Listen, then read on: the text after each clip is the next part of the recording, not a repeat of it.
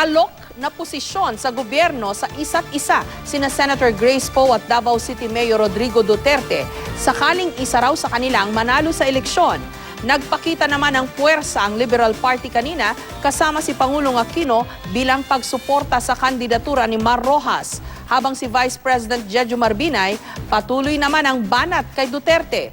Wala namang kampanya ngayong araw si Senator Miriam Defensor Santiago. May report si Mariz Umali. Sa Baseco sa Maynila, nagdaos ng mini rally si Senador Grace Poe ngayong gabi. Hindi niya kasama ang running mate niya si Senador Cheese Escudero. Sa gitna ng kampanya, muling nagpasiring si Poe sa katunggaling si Mayor Rodrigo Duterte. Hindi po mahirap ang dapat nating patayin, kundi ang kahirapan. Hindi po ang mga gutom ang kailangan nating barilin, kung hindi ang gutom. Hindi po karahasan ang solusyon. Ang solusyon po ay katarungan. Gayon pa man, nagpapasalamat daw siya sa alok ni Duterte na gawin siyang kalihim ng DSWD o Department of Tourism sakaling manalo ito. Alok naman ni Poe kay Duterte, gawing crime czar ang Davao City Mayor. Kinumpirma naman ni Poe na nakipagpulong siya kahapon kay dating Pangulong Fidel Ramos. Pero wala raw itong kinalaman sa paghingi na endorsement. Ito ay kahit pa binigyan siya ni Ramos ng itinuturing nitong lucky jacket, bagay na ginamit din ng dating Pangulo bago ang eleksyon 1992. Bago matapos ang talumpati ni Poe, dumating sa mini rally ang kaniyang ninong at nag-endorso sa kaniyang si Manila Mayor Joseph Estrada. Sa Liberal Party standard bearer Mar Rojas, kumpiyansa raw na tama ang magiging pasya ng taong bayan sa eleksyon.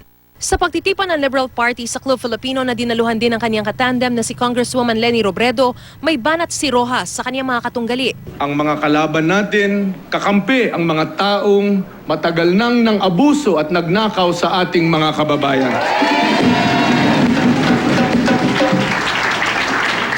Ang pinanggagalingan nila, personal na ambisyon, yabang at takot na makulong. Nasa pagtitipon din si Pangulong Noynoy Aquino na nagpaalalang huwag na raw sumugal sa hindi siguradong maglilingkod ng tapat.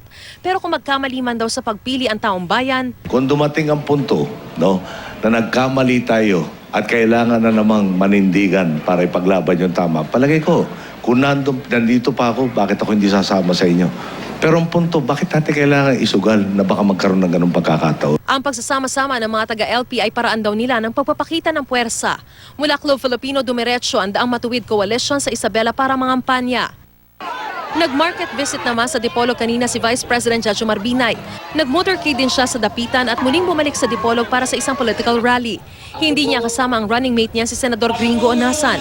Muling pinasaringan ni Binay si Duterte na umamin umanong sangkot sa extrajudicial killings. Ipinakita pa niya ang litrato ng mga menor de edad na kabilang di umano sa mga biktima ni Duterte. Panahon na raw para managot sa batas ng Diyos at tao ang tinaguriang Davao Death Squad, isang vigilante group na tinawag ni Binay na Duterte Death Squad. Kapag ako ang naging Pangulo, bilang manananggol, nasisiguro ko na mapaparusahan ang Davao Death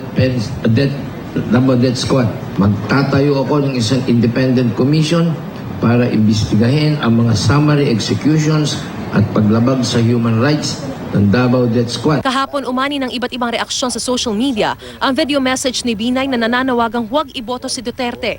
Dahil sa pamamaraan nito ng pagresolba sa krimen na tinawag niyang masahol pa raw sa martial law. Duterte! Sagot ni Duterte, kalokohan ang mga pahayag ni Binay sa social media. Mga kriminal lang daw ang kanya umanong pinatay.